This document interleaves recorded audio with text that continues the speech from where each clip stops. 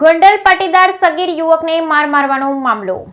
ભોગ બનનારા પરિવાર તેમજ પાટીદાર સમાજના આગેવાન દ્વારા પકડાયેલ આરોપી વિરુદ્ધ હત્યાના પ્રયાસની કલમ ઉમેરવાની માંગ કરી। જો માંગ નહીં સંતોષવામાં આવે તો શનિવારે બંધનું આપ્યું હતું એલાન। પોલીસ તેમજ આગેવાનો દ્વારા કલમ ઉમેરવાની માંગની બાહેધરી આપતા પાટીદાર સમાજ દ્વારા બંધનું એલાન પાછું ખેંચ્યું હતું। આવતીકાલે ધંધા રોજગાર રાબેતા મુજબ શરૂ રહેશે તેવું સગીરના પિતાએ નિવેદન આપ્યું હતું। ભોગ બનનાર સગીરના પિતાએ તમામ સમાજના લોકોનો આભાર વ્યક્ત કર્યો।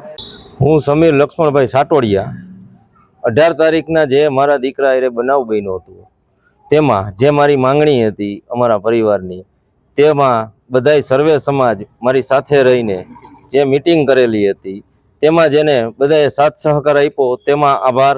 બીજા નંબરમાં જે અમારે કલમમાં ઉમેરો કરવાનો હતો તેની પણ બાંહેધરી અમને મળેલ છે પૂરેપૂરી, તો તે બદલ પણ બધાયનો આભાર। અને કાલે જે ધંધા રોજગાર જે બંધ રાખવાની વાત હતી, બંધનું એલાન હતું, તે મોકૂફ રાખેલ છે અને બધાએ ધંધા ચાલુ રાખવા। અને બીજા નંબરમાં બધાય સર્વે સમાજ, સર્વે આગેવાનો, સર્વે નેતાઓ બધાએ મને ફૂલ સહકાર આપેલો છે, તે બદલ આભાર।